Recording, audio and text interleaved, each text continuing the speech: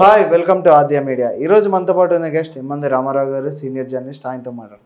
Hello sir, నమస్తే. నమస్తే బాబు. ఏంటి సార్, పోసాని కృష్ణమురళి గారు నిన్న కంప్లైంట్ పెట్టారు. ఏమని అంటే, పోసాని కృష్ణమురళి గారికి లోకేష్ ద్వారా ప్రాణహాని ఉందని, లోకేష్ గారేమో నాకు పోసాని కృష్ణమురళి వల్ల ప్రాణహాని ఉందని అంటున్నారు. ఎంతవరకు నిజం సార్ ఇది? అంటే లోకేష్ అంటం లేదు, పోసాని కృష్ణమురళి ఊరిక చాటింపు వేసుకొని తిరుగుతున్నాడు అన్నమాట. నాకు లోకేష్ వల్ల ప్రాణహాని ఉంది అని చాటింపు వేసుకొని తిరుగుతున్నాడు. తర్వాత మళ్ళీ కొత్త వెర్షన్ ఏమిటంటే, లోకేష్ కేసు పెట్టాడు పోసాని కృష్ణమురళి మీద.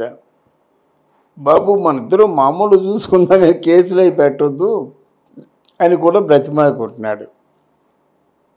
ఇది ఎలాగుంటుందంటే, వైఎస్ఆర్సీపీ వాళ్ళది అందితే జుత్తు అందకపోతే కాలు అంటారు చూసారా, అదే వీళ్ళ వాళ్ళ తాలూకు పద్ధతి అదే కదా.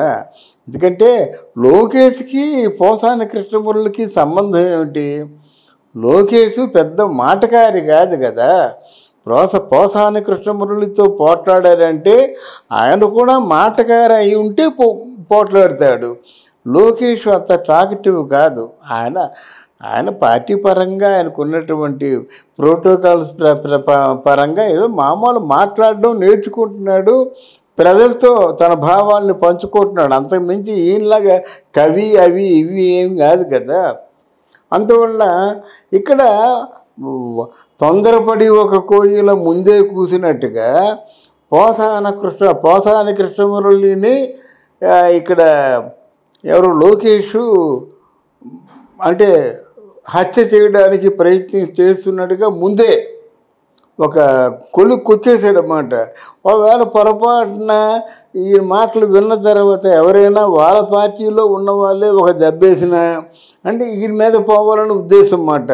అలా పిచ్చి పిచ్చిగా మాట్లాడడం మంచిది కాదు. ఎందుకంటే ఎవరు కొట్టినా ఈయన మీదే పోతుంది కదా అనే ఉద్దేశంతో కొట్టచ్చు. అయినా లోకేష్కి ఆయన చంపవలసిన అవసరం ఏమొచ్చింది? ఇంకా ఒకవేళ లోకేష్ ఉన్నట్టయితే వీళ్ళకి లోకేష్ కానీ అంతం వందించినట్టయితే, అంటే 1 shot 2 birds, లోకేష్ లేకపోతే చంద్రబాబు నాయుడు ఉన్నాడు కనుక పోసాని కృష్ణమురళి ఒక్క క్షణం దుర్మార్గంగా ఆలోచించారనుకోండి, వాళ్ళు దుర్మార్గులు కనుక దుర్మార్గంగా ఆలోచిస్తారు. వాళ్ళు కానీ పొరపాటున లోకేష్ని లేకుండా చేశారనుకోండి, ఎంత ప్రమాదం. వాళ్ళు మాట్లాడటం లేదు, ఎందుకంటే అరిచే కుక్క కరవదు కనుక వాళ్ళు సైలెంట్గా ఉండి ఏదైనా ప్రమాదం వాటిల్లో చేస్తే, అందువల్ల అది కూడా కొంచెం నా భయంగానే ఉందన్నమాట. లోకేష్ బాబు మీద వాళ్ళ తాలూకు పార్టీ వాళ్ళు, వాళ్ళ నిఘా వర్గాల వాళ్ళు అందరూ కూడా ఒక కన్నేసి ఉంచడం చాలా మంచిదనే ఉద్దేశం నాకుందన్నమాట. వీళ్ళకి ఏదైనా ఉన్నట్టయితే లోకేష్ని ఏదైనా కొంచెం ఆయన హాని తలపెట్టే ప్రయత్నం చేస్తారు, కానీ లోకేష్ వల్ల పోసాని కృష్ణమురళికి ఏ హాని జరగదు. వాళ్ళు పూర్తిగా అలా కలవరించవలసిన అవసరం లేదు అంటున్నాను నేను. కావాలని మీడియాలో హైలైట్ అవ్వాలని చెప్పేసి అలా మాట్లాడుతున్నారంటారా సార్? అదొక సరదా అండి, అంతకంటే ఏం లేదు. కానీ అదొక సరదా. ఏంటంటే నా మీద అంటే ఎంతో ఇంపార్టెంట్ కదా. ఎవరైనా లైఫ్ థ్రెట్ ఎప్పుడు ఉంటుందండి? అమ్మో ఈయన ఉండడం వల్ల మనకి పార్టీకే పెద్ద ఎక్కలేని ప్రమాదం అనుకుంటే అప్పుడు ఏదైనా లైఫ్ థ్రెట్ ఉంటుందేమో ఉద్దేశం. కానీ లైఫ్ థ్రెట్ ఉన్నట్టయితే వాళ్ళ పార్టీ నిర్వీర్యం అయిపోద్ది కదా. 5 సంవత్సరాలు బట్టి ఆ పార్టీని కాపాడుకుంటూ వచ్చినప్పుడు ఆ పార్టీ వాళ్ళు ఇట్లాంటి చిన్న చెత్త పని చేసి వాళ్ళ పార్టీ ప్రతిష్టని దిగజార్చుకోలేరు కదా. అందువల్ల అది ముందే మాట్లాడుకుంటున్నాడు. ఆయన చెప్పిన ప్రకారంగా పోసాని కృష్ణమురళి మీద యాక్షన్ తీసుకున్న వాళ్ళు ఎవరు, కేసు పెట్టేవాళ్ళు ఎవరు, చంపేవాళ్ళు ఎవరు, ఇవన్నీ ఆయన ఊహించుకుంటున్నాడు. ఆయన భ్రమపడుతున్నాడు. ఆయన ఊహాగానం అన్నమాట. ఈ ఊహాగానం ఎట్టి పరిస్థితుల్లో కూడా నిజం కాదు. అది ఎలా ఉండబోతుంది సార్ ఈసారి? ఏం లేదండి, ఇది కేవలం మైండ్ గేమ్ ఆడతారండి రకరకాలుగా. అది చూసావా, అసలు వాళ్ళు ఊసేత్తలేదు కదా, నేను వాళ్ళ జోలికి వెళ్ళలేనప్పుడు నా గురించి ఎలా మాట్లాడుతున్నారు అంటే కొంచెం మైండ్ గేమ్ అంటే మనసు చివుక్కుమంటుంది అన్నమాట.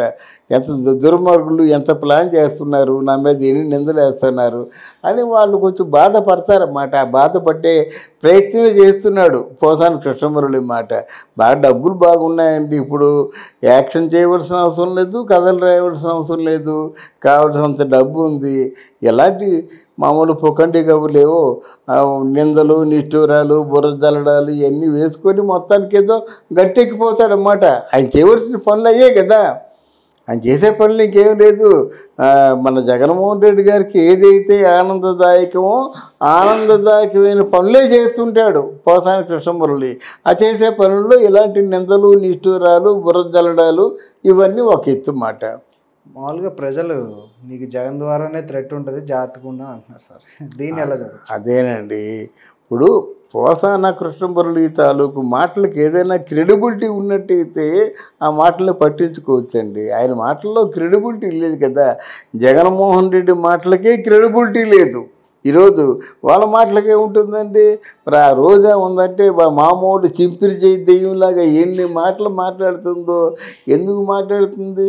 ఆ మాటలు ఎవరైనా పట్టించుకుంటున్నారా? అలాగే పేర్లు నాని ఎవరైనా పట్టించుకుంటున్నారా? వైఎస్ఆర్ కాంగ్రెస్ పార్టీలో ఎవరు కూడా పట్టించుకోరు. అలాగ మాట్లాడుతూ గొంతు పూర్తిగా రోసిపోయి వాళ్ళు ఊరుకోవలసింది, కానీ వాళ్ళెవరు పట్టించుకుంటారండి. ఏంటి సార్ ఇప్పుడు 2024లో మళ్ళీ మన పోసాని కృష్ణమురళి గారికి సీట్ ఇస్తారంటారా? దేనికన్నా ఎమ్మెల్యేగానో లేకపోతే ఆయనకి ఎవరిస్తారండి సీటు? అది పోసాని కృష్ణమూర్తి ఏం చేయగలడు? డబ్బులు ఖర్చుపెట్టాడు. పోసాని కృష్ణమూర్తికి ఒక క్రెడిట్ లేదు. పోనీ ఆర్టిస్ట్గా అంటే ఆర్టిస్ట్గా కూడా ఈ మధ్యకాలంలో యాక్ట్ చేయటం లేదు. ఆయనకి సీట్ ఏం ఉండదండి.